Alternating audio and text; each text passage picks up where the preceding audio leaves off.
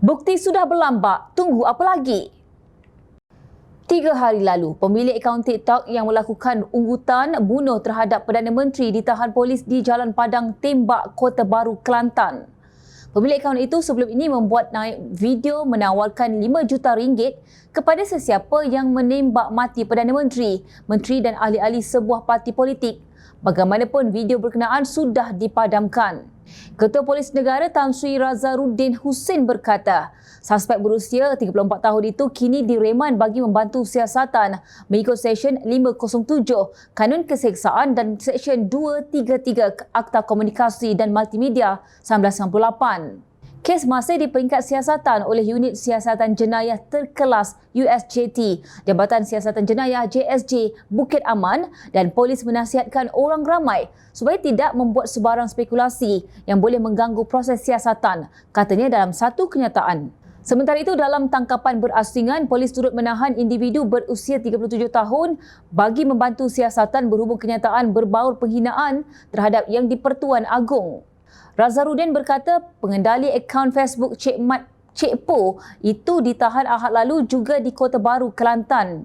Kes disiasat mengikut Seksyen 4-1 Akta Hasutan 1948 kerana mendatangkan kebencian serta penghinaan terhadap mana-mana raja dan Seksyen 233 Akta Komunikasi dan Multimedia 1998 iaitu penggunaan tidak wajar kemudahan rangkaian atau perkhidmatan rangkaian dan lain-lain.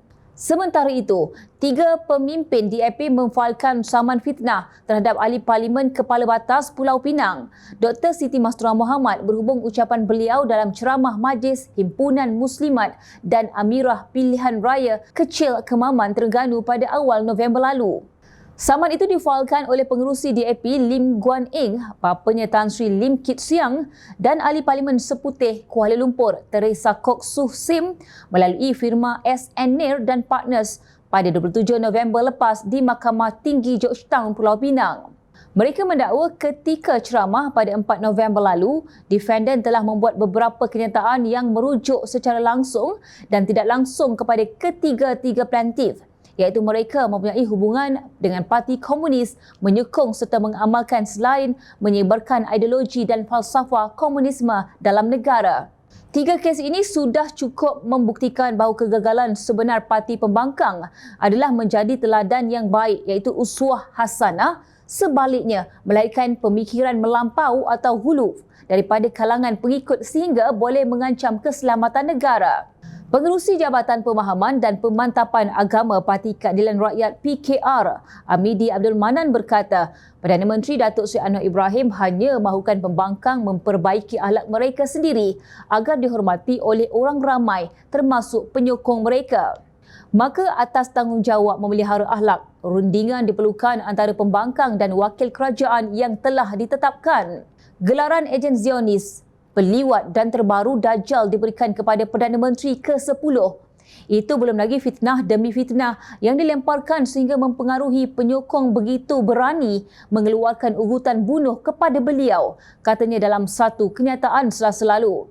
Ujar Amidi, selain akhlak baik, pembangkang juga diminta supaya mendisiplinkan dan menegur penyokong mereka agar tidak terus-menerus memfitnah dan mencerca pihak lawan.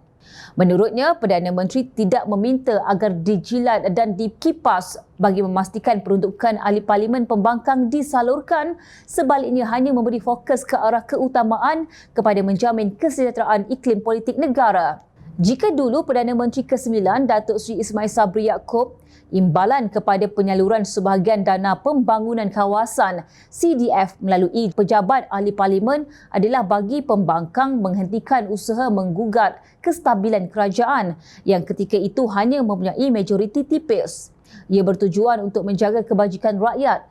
Permintaan Perdana Menteri ke-9 ketika itu diraikan dan dipersetujui oleh ahli parlimen pembangkang. Hasilnya, dapatlah kerajaan keluarga Malaysia berdiri sehingga dibubarkan sendiri oleh beliau, katanya. Namun kelihatannya pembangkang yang terdiri daripada walaun PAS dan pencacai bersatu dilihat sudah beribu kali terkantoi memfitnah, mencaci, mengugut dan sebagainya yang menggugat ketenteraman awam dan keharmonian kaum di negara ini.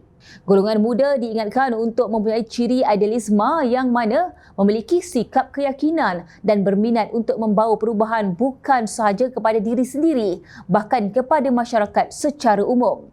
Golongan berkenaan juga tidak wajar untuk memiliki perangai yang lebih teruk daripada golongan orang tua di mana mereka menjadi tali barut dengan mempertahankan penyelewengan dan penindasan.